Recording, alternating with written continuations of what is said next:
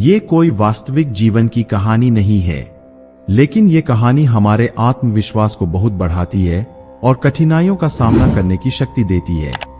दोस्तों, कहानी अच्छी लगी हो तो लाइक और शेयर करें, साथ ही चैनल को सब्सक्राइब करें।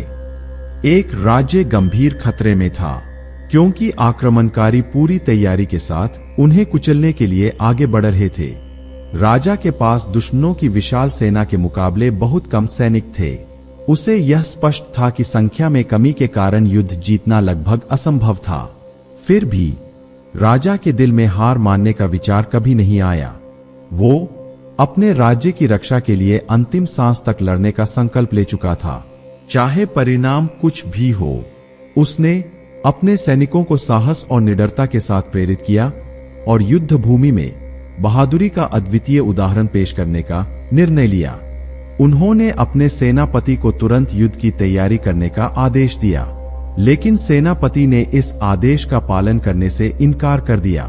सेनापति ने कहा, महाराज, इस युद्ध में कूदना हमारे सभी सैनिकों की निश्चित मौत के समान होगा। यह बहादुरी नहीं, बल्कि आत्महत्या है। हमारी सेना संख्या में बहुत कम है और हमारे पास दुश्मनों की ताकत का मुकाबला करने के लिए पर्याप्त संसाधन भी नहीं है। हमें कोई और तरीका सोचकर इस स्थिति का सामना करना चाहिए, क्योंकि इस तरह युद्ध में उतरना केवल विनाशकारी होगा। राजा के पास आत्मसमर्पण के अलावा कोई विकल्प नहीं दिख रहा था। अचानक उसे याद आया कि मंदिर के पास एक साधु रहता है जिसकी ख्याति दूर दूर तक फैली है। राजा ने अपने सेनापति को आदेश दिया, जाओ और उस साधु से मिलो। यदि वो आत्मसमर्पण करने को कहता है तो हम आत्मसमर्पण कर देंगे, और यदि वो लड़ने को कहता है तो हम लड़ेंगे। सेनापति को उस साधु के बारे में भली भांति जानकारी थी और वो उसकी शिक्षाओं का भी सम्मान करता था, इसलिए वो तुरंत राजी हो गया और साधु से मिलने के लिए निकल पड़ा। सेनापति अपनी सेना के साथ मंदिर पहुंचा। साधु ने उनकी चिंताओं को ध्यान से सुना और देखा कि सेना दुश्मनों का सामना करने से डर रही थी, क्योंकि उनकी संख्या बहुत कम थी।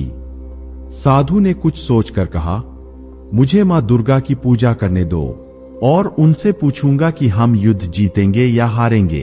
अगर उन्होंने कहा कि हमारी जीत निश्चित है तो कोई खतरा नहीं है, लेकिन अगर उन्होंने कहा कि हम हारने वाले हैं तो युद्ध में उतरने का कोई फायदा नहीं है। तब हम आत्मसमर्पण कर देंगे। सेनापति और सैनिकों को साधु की बातों पर पूरा विश्वास हो गया। 1 घंटे बाद साधु बाहर आया और बोला कि अब कोई खतरा नहीं है, हमारी जीत पक्की है। देवी मां ने मुझसे कहा है कि हम युद्ध जीतेंगे। साधु की बात को सेनापति ने राजा तक पहुंचाया और इसके बाद उन्होंने एक भयंकर युद्ध लड़ा और आश्चर्यजनक रूप से जीत हासिल की। जीत के बाद सेना मंदिर के पास रुकी और साधु का आशीर्वाद लिया। सभी ने साधु की भविष्यवाणी की सत्यता को सराहा और उनकी भक्ति के लिए उनका धन्यवाद किया। साधु ने मुस्कुराते हुए कहा, आप सही कह रहे थे, हम जीत गए। फिर उसने धीरे से कहा, लेकिन आपको यह जानकर आश्चर्य होगा कि मैंने देवी से कोई शब्द नहीं कहा था। मैंने तो आपको साहस और वीरता से भरने और आपका मनोबल ऊंचा करने के लिए ऐसा कहा था, और देखो ये काम कर गया। साधु की बात सुनकर सैनिक और सेनापति दोनों अचंभित हो गए थे, लेकिन उन्होंने साधु की बुद्धिमानी और प्रेरणा के लिए उनका और अधिक सम्मान किया। उन्होंने महसूस किया कि असली ताकत विश्वास और आत्मविश्वास में होती है, और इस विजय ने उन्हें जीवन का एक महत्वपूर्ण पाठ सिखाया। यह कहानी यह दर्शाती है कि किस प्रकार विश्वास, बुद्धिमत्ता और मनोवैज्ञानिक रणनीति के संयोजन से असंभव लगने वाले संकटों को भी विजय में बदल सकते हैं। यह हमें यह सिखाती है कि वास्तविक ताकत केवल संख्या या हथियारों में नहीं, बल्कि आत्मविश्वास और समझदार मार्गदर्शकों की सलाह में होती है।